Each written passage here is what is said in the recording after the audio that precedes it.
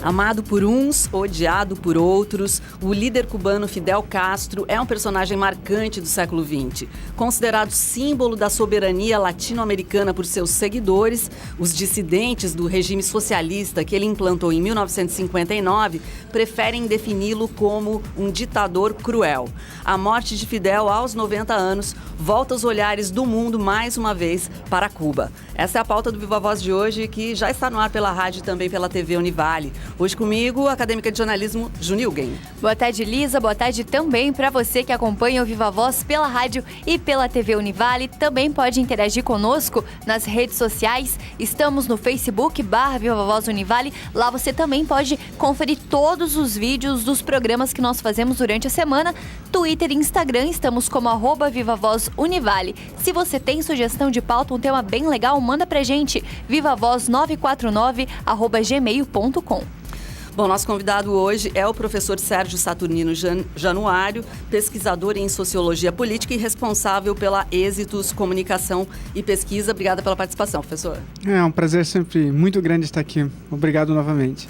Bom, falar sobre Fidel é algo que nos faz refletir sobre várias coisas, várias questões. Então, vamos começar perguntando o que muda. Muda alguma coisa com a morte de Fidel? Alguma coisa dentro e fora de Cuba também?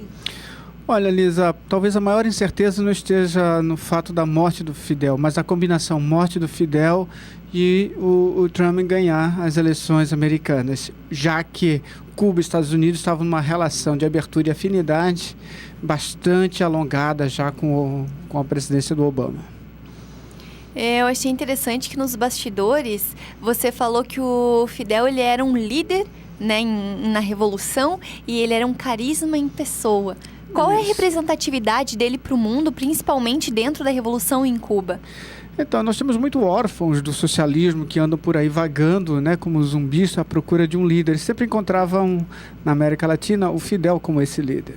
O Fidel foi muito importante na nossa história latino-americana em virtude de, primeiro, ele ter liderado a guerra ou a guerrilha revolucionária e ter vencido essa guerrilha como comandante em chefe, como foi tratado durante muito tempo, até a década de 70, e até recentemente ele era tratado como um comandante em chefe. E isso muda muito quando você compara um líder socialista com outros líderes socialistas de outros países, especialmente os europeus, do leste europeu, que dificilmente ficavam à frente da batalha, né? Na verdade, eles mais comandavam a batalha do que faziam a batalha. E o Fidel foi ao contrário, ele pegou a arma na mão, seguiu, organizou, conversou com todos eles e fez o fronte da batalha. Vencendo essa batalha, ele se transformou numa espécie de comandante e com um grande líder capaz de organizar e vencer situações muito difíceis. E essa é a grande marca dele. Ele é muito amado em Cuba e muito amado pelos latino-americanos órfãos de líderes socialistas que não acham isso em seus países. E por isso essa celeuma sobre a morte dele, né, e essa dificuldade, em parte, em aceitar o socialismo tão tardio como foi de Cuba, tão resistente às condições, apesar de tudo, e tão fechado em si mesmo, num mundo tão globalizado, né? Então, essa sensação um pouco de estar fora do cenário, Cuba como socialista nos anos atuais, é um pouco esquisita de se compreender, né? Agora, Sérgio, o que mais você pode falar sobre Fidel Castro, né? Quem foi essa pessoa? Primeiro, foi um líder revolucionário, ele era de classe média, bem formado, muito bem orientado e um consumidor, por assim dizer, das ideologias socialistas. Me espanta muito as pessoas imaginarem que Cuba socialista fosse ditatorial. Socialismo é uma ditadura, já está em toda a literatura que socialismo é ditadura do proletariado. Então ela não é um convite, ela é uma obrigação. E seria uma forma pedagógica, segundo a teoria política sobre essa área, uma forma pedagógica de você obrigar as pessoas a aceitar aquelas condições de organização de sociedade, política, social, cultural, inclusive. Portanto, enquanto socialista, sempre foi ditadura e sempre seria ditadura. É uma obrigação. Não quer dizer que isso seja uma prevalência do ódio em relação ao líder, ao contrário. É feito um aculturamento, uma aculturação das pessoas para aceitarem aquilo e mais, vangloriarem aquilo. Porque Cuba também, é bom que se diga, foi um dos primeiros e poucos países na América Latina a conseguir uma baixíssima mortalidade infantil, educação plena, saúde plena e um conjunto de conquistas que chamamos sociais. Por outro lado, nós queremos combinar essas conquistas sociais com conquistas políticas, de liberdade de imprensa, liberdade de opinião, liberdade de associação partidária, liberdade de associação de interesses de qualquer natureza, enfim. E nós não tínhamos isso em Cuba. Essa é a crítica de quem está contrário ao governo, ao sistema socialista. E aos que estão a favor, a conquista é o pilar que os faz permanecer nessa área. Acredito que para o pessoal entender melhor quem foi Fidel, a gente precisa falar um pouquinho mais sobre as ideologias que ele seguia, porque, como você disse, ele era um leitor assíduo, né? Você pode falar um pouquinho mais sobre esses ideais? Leitor e escritor assíduo, né? Ele também escrevia bastante. Os ideais socialistas são aqueles de combater, na época do Fidel, do século passado, de combater o capitalismo e realizar conquistas sociais. Ao custo, isso tinha um custo grave, de falta de liberdade política. Então, sempre ficamos nesse cenário. Fidel, obviamente, ele ficou na ditadura política do socialismo em virtude das conquistas sociais do próprio socialismo. Essas eram as opções que nós tínhamos, de um lado. Essa luta do capitalismo e do socialismo tinha uma engrenagem, União Soviética na época, com Estados Unidos e países associados que ficavam como território descontínuo dessas duas grandes potências, a Guerra Fria, a entrada da União Soviética em Cuba para que pudesse montar ali os sistemas de artilharia, os sistemas bélicos, né, material bélico na ilha, muito próximo dos Estados Unidos, foi uma afronta, assim. Houve um conjunto dessas coisas que as pessoas aplaudiam a relação de não haver guerra, mas haver esse constrangimento nesses dois sistemas. E o Fidel era o exemplo, o líder da América Latina desse enfrentamento contra o Tio Sam, contra o capitalismo e tudo mais. E Fidel seguiu à risca isso. Não há outros partidos lá que não sejam socialistas, não há outros partidos, outras organizações lá que não sejam vinculadas ao Estado e não há outros dirigentes que não sejam vinculados ao Castro, né? Ao personalismo, essa forma. Tanto que o irmão dele se tornou o presidente, o líder agora, né? O Raul se tornou líder em Cuba.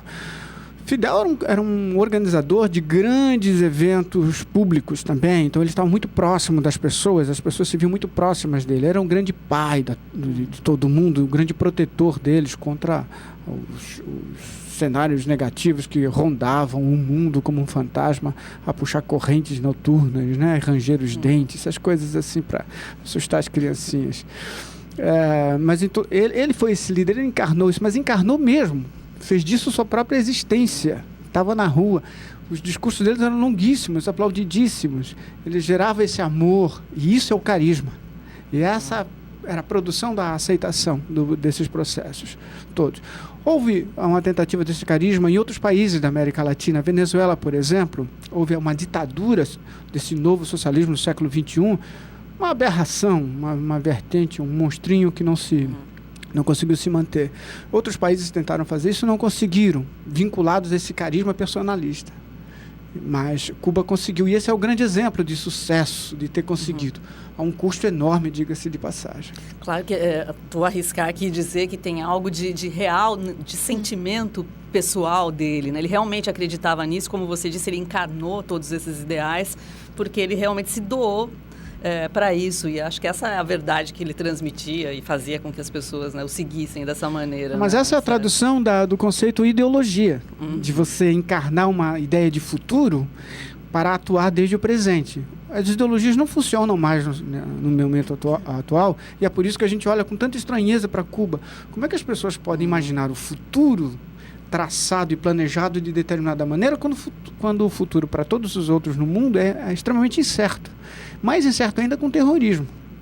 Né? Você não sabe o que vai acontecer amanhã. Na década de 70, as pessoas que trabalhavam, por exemplo, no Banco do Brasil, tinham um plano de vida já bem solidificado. Hoje você não sabe o que vai fazer semana que vem. Né? Então você não tem um plano certinho das coisas. Tudo pode dar errado. né? E Cuba faz um plano. A ideologia é exatamente isso. Você dá fé, acreditar nisso como um ato de fé. E é bom lembrar também desse ato de fé. Agora eu vou fazer um caminho aqui secundário, porque ele foi um líder carismático, Fidel Castro, muito vinculado à tradição religiosa católica. E isso também aproximava as pessoas com essa ideia de a fé, a conquista aqui no plano terreno, né? Nós já vimos ele, então, como uma pessoa carismática, né? Um grande líder. E, inclusive, ele estava na Revolução cubana, que mudou totalmente o formato do país. Na época, o governo era do Fulgêncio Batista, que tinha ideais totalmente contrários, né, ao que o Fidel defendia. Você pode falar um pouquinho como que essa revolução mudou a história do país e incorporou, né, esse novo sistema que até hoje move a sociedade? Fulgêncio não é um bom nome para um presidente, né? Mas, em todo caso. E ele era muito alinhado com os Estados Unidos na época, extremamente alinhado. Na verdade, Cuba era quase um subterritório americano ali, né? E essa era a luta do Fidel, não ser alinhado, pelo menos não daquela maneira, aos Estados Unidos. E em nome disso houve a revolução toda, né? O Fulgêncio não conseguiu... Imaginou que o campesinato, porque a luta também em Cuba, ela veio com essa origem de campesinato, daquele socialismo mais clássico, né, entre todos. Ela veio dessa origem. Ele não imaginava que o campesinato pudesse vencer, porque o campesinato, em geral, não venceu em outros lugares. Foram os setores urbanos que venceram quando fizeram o socialismo. Os sindicatos, essas organizações que conseguiram isso, por exemplo, na Tchecoslováquia da época.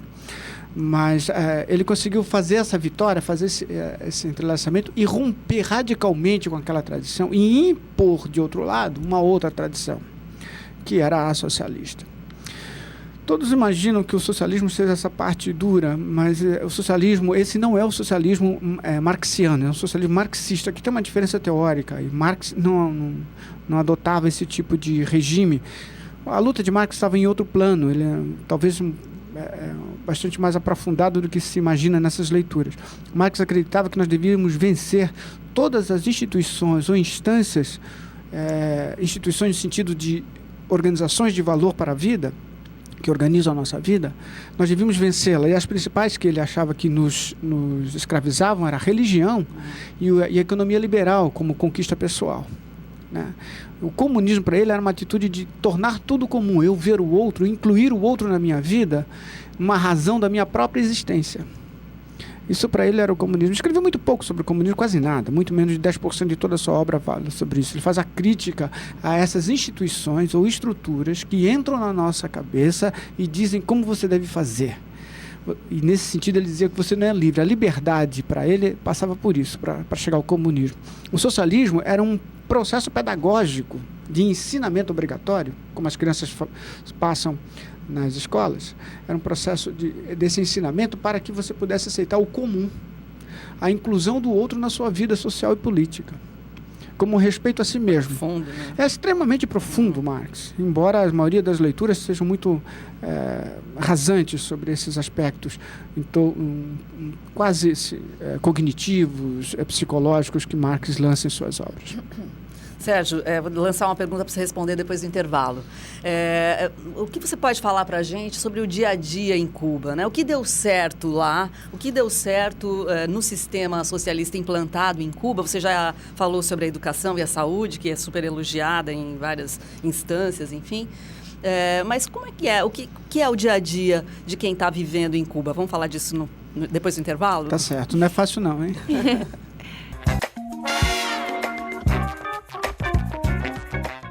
Nós já estamos de volta com o Viva Voz pela rádio e também pela TV Univale, hoje recebendo Sérgio Saturnino Januário, que é pesquisador em Sociologia Política e também responsável pela Êxitos.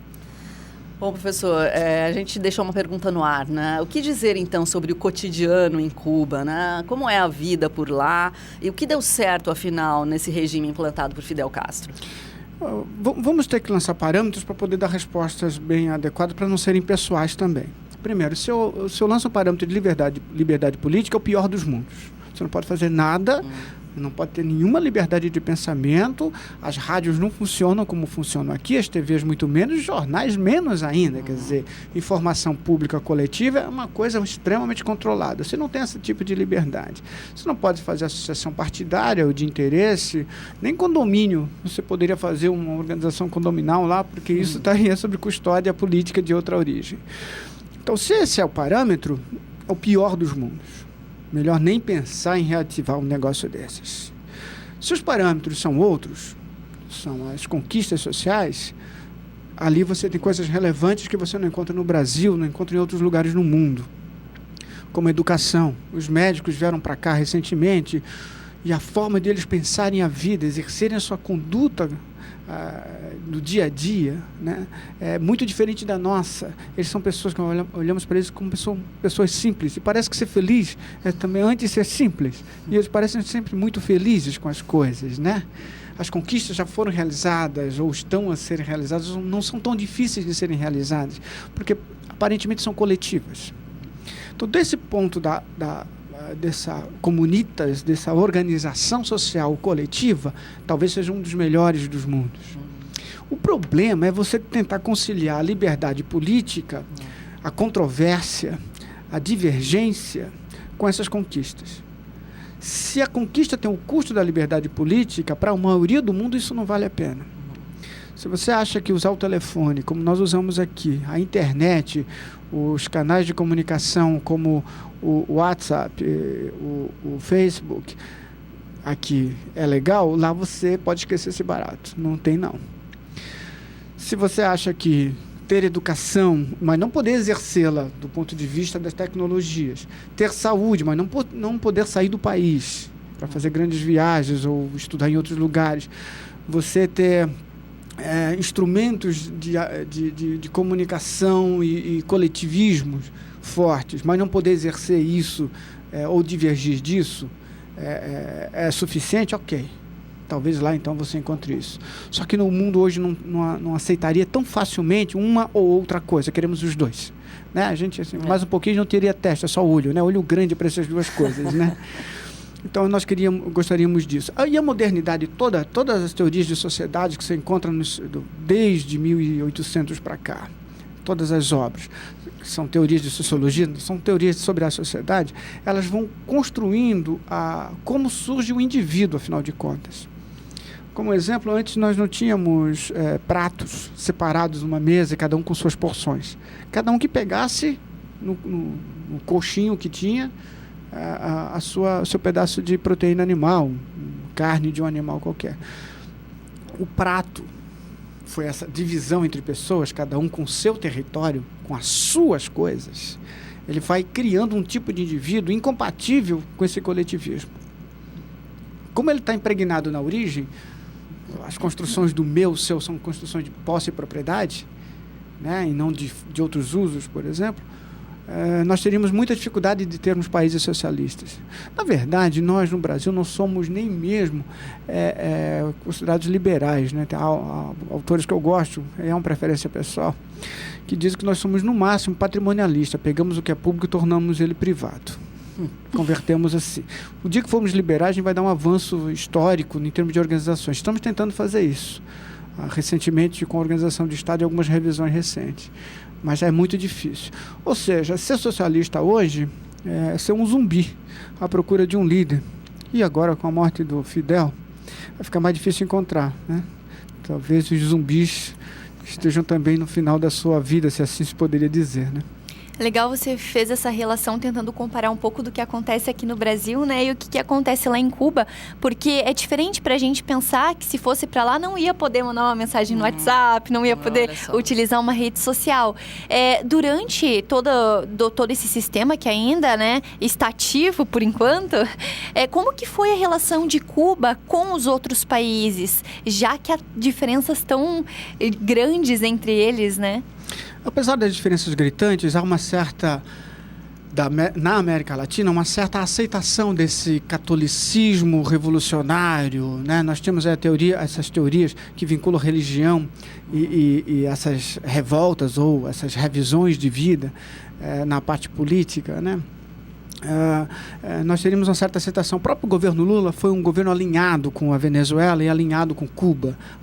Houve uma possibilidade de alinharmos a nossa esquerda com a esquerda europeia. Mas, ao contrário disso, a opção que se fez no Brasil foi alinhar a nossa esquerda com a esquerda na América Latina, extremamente vinculada à religião em termos de sua operacionalidade.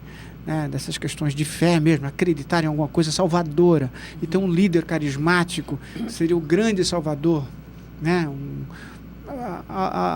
para não ofender ninguém, mas assim, entre aspas, teríamos vários Jesus Cristos por aí a liderar a salvação de povos, né?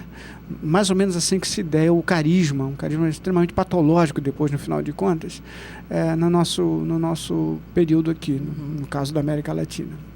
Mas, em todo caso, esse é um tipo de alinhamento. O alinhamento com a União Soviética é um alinhamento já de necessidade. Os alimentos, os instrumentos necessários para a vida material vinham extremamente da relação que Cuba tinha com a União Soviética. Falida a União Soviética, Cuba perdeu esse fôlego econômico e aí se transformou num país que não tem mais a possibilidade de trocar vidros quando quebra. Peças de automóveis ou equipamentos de qualquer natureza. Você não tem mais esse negócio. O que se conseguiu fazer nos últimos tempos, e Fidel e o Raul foram muito habilidosos nisso, foi adaptar uma burocracia estatal extremamente controladora a um processo de abertura extremamente controlado. Mas ainda assim uma abertura. Há possibilidades hoje de viagens, de consumo, ou seja, está entrando dinheiro em Cuba. E isso, para quem não tinha nada, já é uma grande riqueza, né? Com certeza. Bom, você falou rapidamente no começo da entrevista sobre esse novo momento que vem com Donald Trump, que já ameaçou botar água aí nessa relação amistosa que estava se desenhando. Fosse um shopping, pelo menos, né? Pois é. Então, o que se pode esperar disso? Qual a sua visão? Cuba vai para onde agora com essa história, com esse novo presidente chegando aos Estados Unidos? Cuba teria necessidade de fazer um alinhamento para a sua base material. E a opção costurada para isso foi com os Estados Unidos. Ninguém imaginava, em sã consciência, aqui pelo menos de fora, nas contagens sobre as pesquisas que se fez lá, que Trump ganharia. Primeiro. Então a surpresa foi essa. A segunda grande surpresa é se ele se mantém ou não, a incógnita, não é mais surpresa, mas uma dificuldade, é se mantém essas relações ou não, porque ele disse que pode romper com muita coisa, porque é um populismo extremamente conservador o que ele tem feito, apresentado pelo menos em seus diálogos. Mas os Estados Unidos é um país extremamente organizado, com instituições extremamente fortes e fortalecidas. Agora ela vai entrar num processo interno de ver se a pessoa manda mais que as instituições. Ver se ele tem capacidade de mudar tantos convênios, contratos internacionais já assinados, inclusive com Cuba. Mas, não dando certo isso, Cuba tem que procurar outro caminho material. Ele não tem muita saída, não. E olhando para baixo na América Latina, não está tão bom assim para dar a mão. Se dá a mão, afunda junto, né? Tem que dar a mão para outro. E o problema é que não tem tantos outros assim para dar a mão para Cuba. Veja-se que boa parte dos líderes europeus não foram ao funeral e disseram não ir ao funeral de Castro, do Fidel. Uns por relações com o novo presidente dos Estados Unidos, outros por dificuldades internas em seus países de fazer isso, e outros pela combinação das duas coisas, né? Então, há uma incógnita. Quem disser que o que vai acontecer, eu vou ficar olhando, mas depois de cobra, bate na porta e amigo. E aí, não deu certo. E os contatos com a China, o que você pensa? Os contatos com a China ela não é uma espécie de um socialismo da mesma envergadura, ordem que Cuba estabeleceu. É mais um capitalismo de Estado. Ela não é propriamente um socialismo. Então, o capitalismo organizado pelo Estado e mantido por ele, assim. Então, as relações têm outros fluxos também. E ela não é doadora de coisas, né? Ela está no mercado de forma muito mais capitalista que muitos países considerados capitalistas, né? Agora, professor, voltando a falar um pouquinho sobre Fidel, nos últimos anos ele teve muito doente, né? Até em 2006, o irmão dele assumiu provisoriamente, depois foi colocado como presidente de Cuba. Um provisório de 10 anos. Provisório. Como que foram esses últimos anos de Fidel e como que ele conseguiu continuar, né, fazendo parte de tudo, porque o Raul também era um representante dele, né? O líder carismático, quando não perde a sua condição da moral, ética, ele continua como líder. É um tipo de coisa que não morre. Ainda depois da morte física dele, a morte memorial dele, a vida memorial dele vai ficar muito, muito intensa. Está intensificada agora nesse momento, depois cai um pouco, mas vai continuar nos nossos registros históricos. Eles conseguiram justamente fazer essa adaptação burocrática de abertura, sem perder muito, sem entregar os dedos, os anéis já se foram. Mais ou menos esse é o jogo que se estabeleceu lá para que Cuba continuasse sendo medianamente socialista, mas com condições materiais de sobrevida. Obviamente isso deve mudar um pouco mais e, na medida do tempo, cada vez mais. Novas gerações vão estabelecendo novas condições de vida para Cuba. O Castro deve se manter, ou o tipo de controle político de Cuba ainda deve se manter, mas com muito mais senso de abertura. Quer dizer que a piadinha está valendo, toca Raul. Toca Raul, por aí, e ele vai tocando. Tá certo. Professor, me fala um pouquinho da Êxitos Comunicação e Pesquisa, sua nova empresa, quais são as atividades? Então, nós trabalhamos com pesquisas, sobretudo pesquisas sociológicas, pesquisas de mercado, pesquisas governamentais, enfim, eleitorais. Fizemos bastante trabalhos recentemente, né? O mercado estava bom para isso. E também a grande variada que a gente está dando agora é pegar a pesquisa e transformá-la em comunicação. E aí a Daniela Medeiros tem esse preparo, se formou aqui, inclusive, na Univaz, tem esse preparo de pegar as pesquisas todas e transformar isso em comunicação. Ou na internet, ou comunicação audiovisual, ou matérias escritas, ou posicionamento de imagens, enfim. Ela pega isso e diz, olha, a maneira das pessoas entenderem o que está acontecendo é isso, é assim. Ela resolve isso. Muito legal. Dá para achar, então, a empresa pela internet? Dá sim, êxitoscp.com.br, CP de Comunicação e Pesquisa, que é a combinação dos profissionais ali. Né? Muito bacana. Então, um abraço para a Daniela. Obrigada pela entrevista. Nós conversamos, então, com o professor Sérgio Saturnino Januário, que é pesquisador em Sociologia Política. Isso aí, né, Juninho? É isso mesmo, Lisa. Nós também queremos agradecer você que esteve aí curtindo mais um Viva Voz. Curta agora o Tá Ligado. Até o próximo programa.